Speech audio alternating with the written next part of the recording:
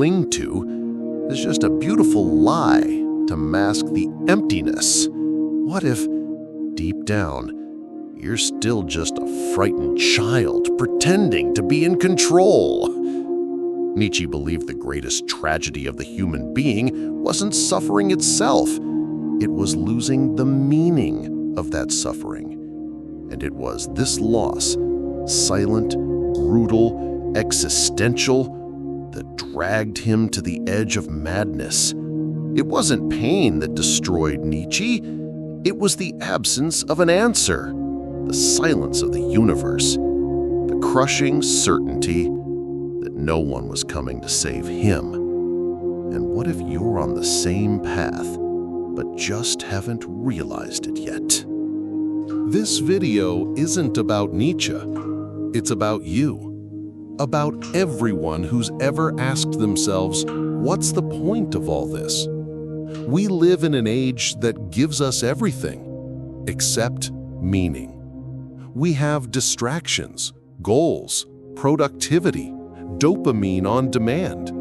But when the lights go out, you feel it. An emptiness in your chest, a restlessness that no amount of success can silence. Nietzsche called it nihilism, the collapse of all certainties, the death of God, the fall of every pillar that once held our existence together. He stared into the abyss, and the abyss stared back. The question is, would you dare to face that mirror too?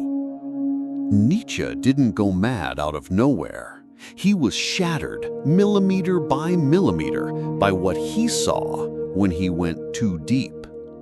The truth he found had no shape, no color. It was the opposite of salvation. It was the brutal realization that there is no solid ground. When you destroy all illusions, religion, morality, reward systems, empty optimism, there's only one thing left. You, naked, with no more excuses. That's what Nietzsche tried to warn the world about, but few were listening.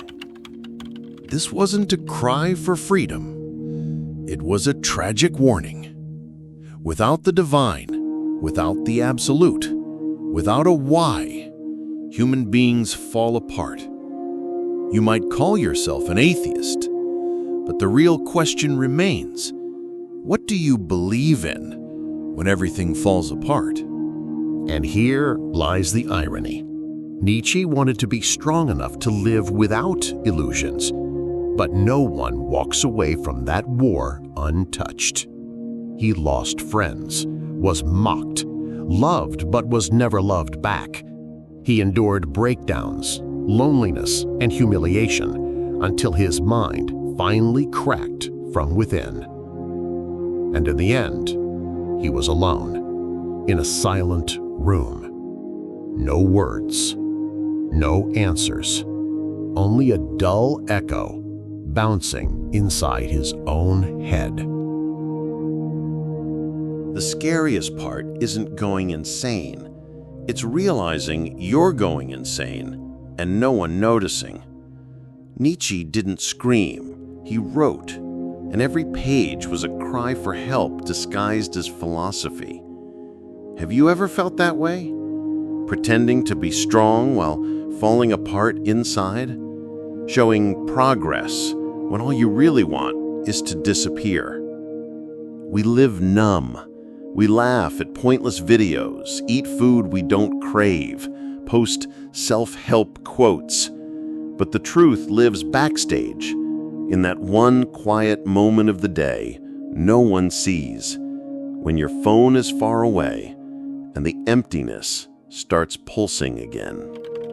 Nietzsche watched the world become shallow, predictable, and he learned the price of being deep in a superficial world.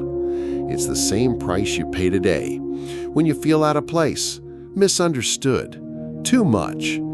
The problem isn't you, it's a society that calls depth madness. Nietzsche was lost because he went too deep and never came back. But maybe Maybe it's because no one was there to hold his hand on the way back. No one to say, yes, everything is chaos, but it's still worth staying. And you? Who holds your hand when everything inside you falls apart?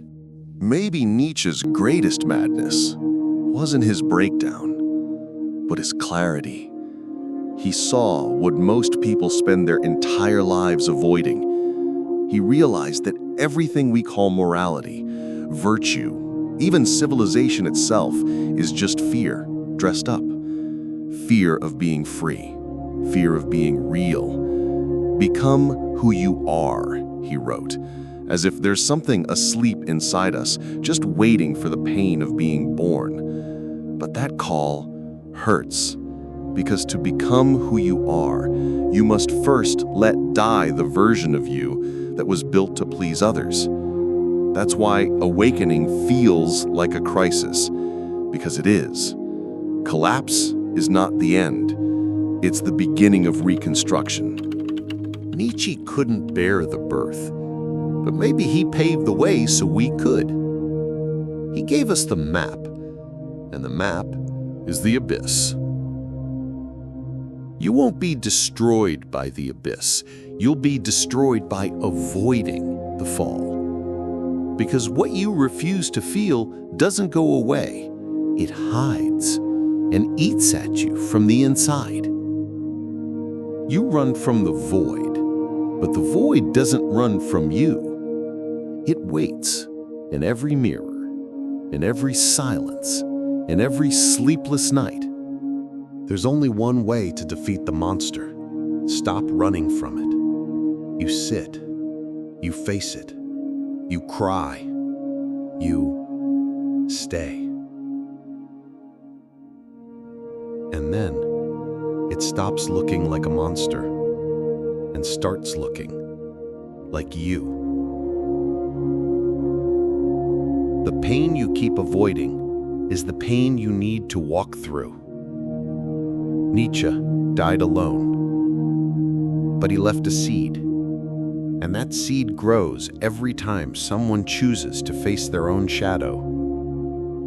Maybe that someone is you, right now, with the shovel in your hands, standing over the dark soil, ready to dig, or ready to run again. You don't have to understand Nietzsche.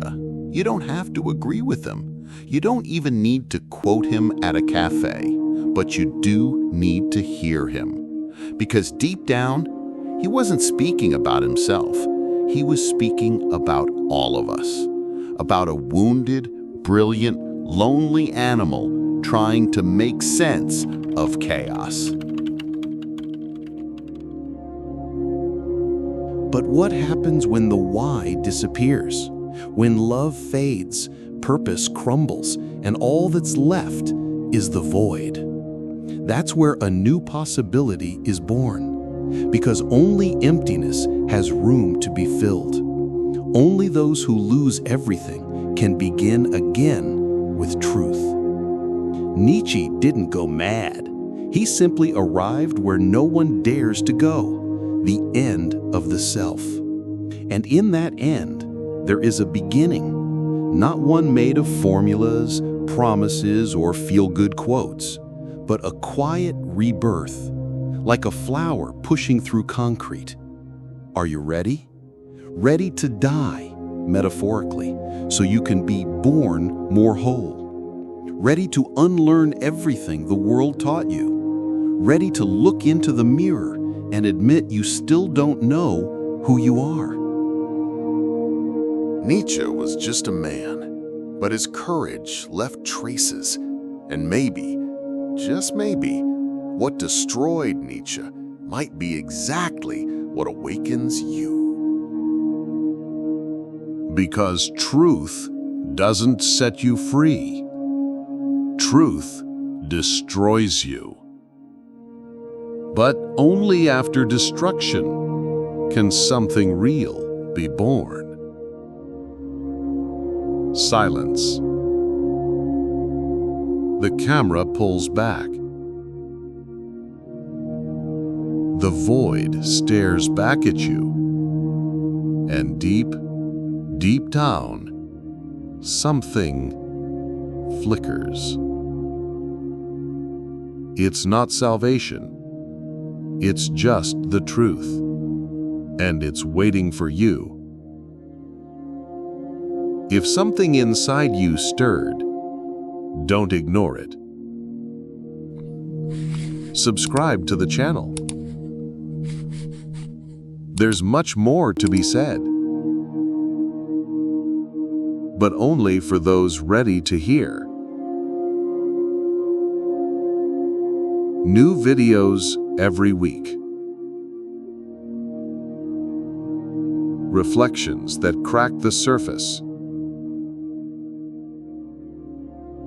For minds that no longer fit in ready-made answers.